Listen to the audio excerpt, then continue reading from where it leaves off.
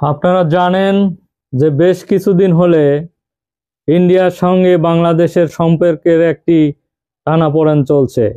এই সম্পর্কের টানাপোড়েনের মধ্যে দিয়ে বাংলাদেশ সফর করেছেন ইন্ডিয়ার পররাষ্ট্র সচিব বিক্রম মিস্ত্রি। তিনি বাংলাদেশ সফরে আসেন এবং বাংলাদেশ সফরে এসে পররাষ্ট্র উপদেষ্টার সঙ্গে একটি বৈঠক ছিল।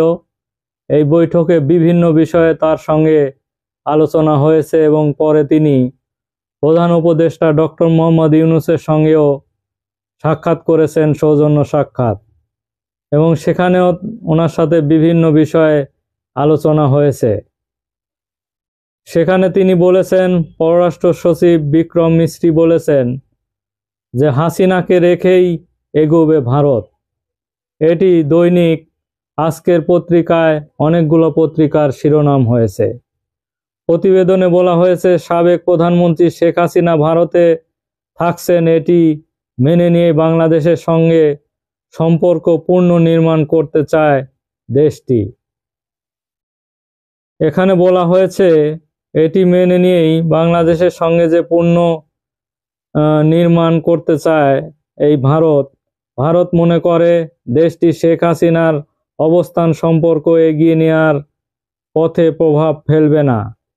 গতকাল সোমবার ঢাকা সফরে আসা ভারতের পররাষ্ট্র সচিব বিক্রম মিস্ত্রি এমন বার্তা দিলেন বাংলাদেশকে যে শেখ হাসিনা যে অবস্থায় বর্তমানে ভারতে অবস্থান করছে এবং শেখ হাসিনা ভারতে অবস্থানকালে তিনি যে বিভিন্ন বাংলাদেশ বিরোধী বক্তব্য দিয়ে যাচ্ছেন, এই বিষয়ে বাংলাদেশের পররাষ্ট্র উপদেষ্টা বিভিন্ন কথা বলেছেন পররাষ্ট্র সচিব বিক্রম মিস্ত্রিকে, যে শেখ হাসিনা একের পর এক যে বিভিন্ন বক্তব্য বাংলাদেশ বিরোধী দিয়ে যাচ্ছে এবং বাংলাদেশের বিরুদ্ধে যে ষড়যন্ত্র করছে, এই বিষয়টি তাকে অবহিত করা হয়।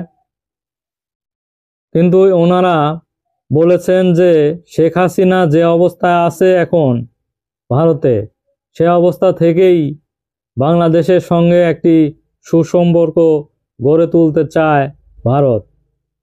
বিক্রম মিস্ত্রি একই সঙ্গে বাংলাদেশের যে সংখ্যালঘুর নিরাপত্তা বিষয়ে তার সরকারের উদ্বেগের কথা ব্যক্ত করেছেন।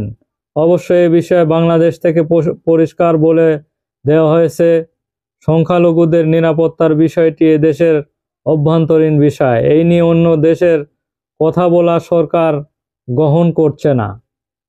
বাংলাদেশও স্পষ্ট জানে। ওনারা আরেকটি কথা এখানে তুলে ধরেছেন, সেটি হলো বাংলাদেশের সংখ্যালঘুর উপর নাকি বিভিন্ন অত্যাচার করা হচ্ছে, এরকম কথা তিনি তুলে ধরেছেন।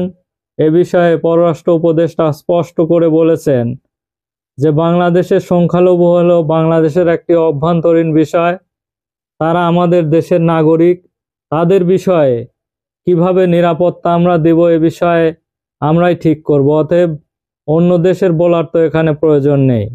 দুই দেশের পররাষ্ট্র মন্ত্রণালয়ের মধ্যে বার্ষিক পরামর্শমূলক সভা যোগ দিতে বিক্রম মিস্ত্রি গতকাল ঢাকায় আসেন এবং গত 5 আগস্ট শেখ হাসিনা প্রধানমন্ত্রী হিসেবে পদত্যাগ করে ভারতে আশ্রয় নেওয়ার পর এটি দেশটির কোনো উচ্চপদস্থ কর্মকর্তার প্রথম বাংলাদেশ সফর।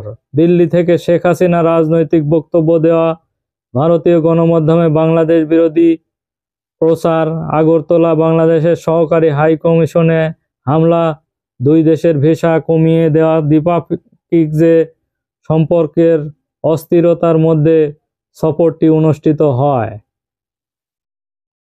এ বিষয়ে এফওসিতে অংশ নেওয়া ছাড়াও বিক্রম মিস্ত্রি প্রধান উপদেষ্টা ডক্টর মোহাম্মদ ইউনূস এবং পররাষ্ট্র উপদেষ্টা তৌহিদ হোসেনের সঙ্গে সৌজন্য সাক্ষাৎ করেছেন। তৌহিদ হোসেনের সঙ্গে সৌজন্য সাক্ষাৎ করে সব বৈঠকেই দ্বিপাক্ষিক সম্পর্কের অস্থিরতা কাটানোর ওপর জোর দেওয়া হয়।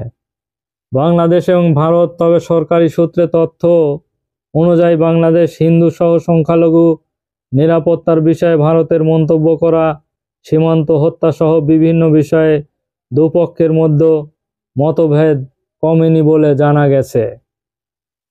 ওনারা বলছে যে বাংলাদেশের যে সংখ্যালঘু হিন্দুরা রয়েছে তাদের উপর বিভিন্ন অত্যাচার, তাদের বাড়িঘর ভাঙচুর, বিভিন্ন তারা অভিযোগ এখনো করেই যাচ্ছে। এদিকে বাংলাদেশ অভিযোগ করেছে যে বাংলাদেশের যে সীমান্ত হত্যা এটি কমছে না কেন, এই বিষয়েও তাদের সঙ্গে স্পষ্ট আলাপ হয়েছে। বিক্রম মিস্ত্রি অন্তর্বর্তী সরকারের প্রধান উপদেষ্টা মোহাম্মদ ইউনূসের সঙ্গে সরকারি বাসভবন যমুনায় সাক্ষাৎ করেন এবং তাদের মধ্যে কথা হয়েছে সে বিষয়ে প্রধান উপদেষ্টার কার্যালয়ে একটি বিজ্ঞপ্তি দেওয়া হয়। বিক্রমকে ডক্টর মোহাম্মদ ইউনূস বলেন, সম্প্রতি সময়ে দুই প্রতিবেশী দেশের সম্পর্ক কিছু মেঘ জমে ছায়া তৈরি করেছে। এই কালো মেঘ মুছে ফেলতে ভারতের সাহায্যের প্রয়োজন বলে তিনি উল্লেখ করেছেন। ভারতের অবস্থানরত ক্ষমতাচ্যুত প্রধানমন্ত্রী শেখ হাসিনার সঙ্গে তিনি বলেন, আমাদের লোকজন উদ্বিগ্ন, কারণ তিনি সেখান থেকে অনেক বক্তব্য দিচ্ছেন, এটা উত্তেজনা সৃষ্টি করছে বলে ডক্টর মোহাম্মদ ইউনূস জানিয়েছেন। ইউনূস বন্যা এবং পানি ব্যবস্থাপনায় ঘনিষ্ঠ সহযোগিতা এবং দক্ষিণ এশিয়ার আঞ্চলিক সহযোগিতা সংস্থা সার্ক পুনরুজ্জীবিত করার জন্য উদ্যোগের ভারতকে সাড়া দেওয়ার আহ্বান জানিয়েছেন।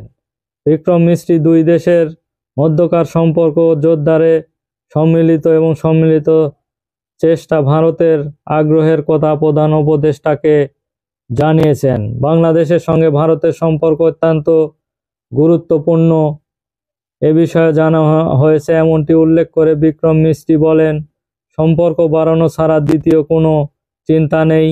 আমরা এটিকে উভয় দেশের জন্য লাভজনক হিসেবে দেখছি বলেও তারা মনে করেছেন।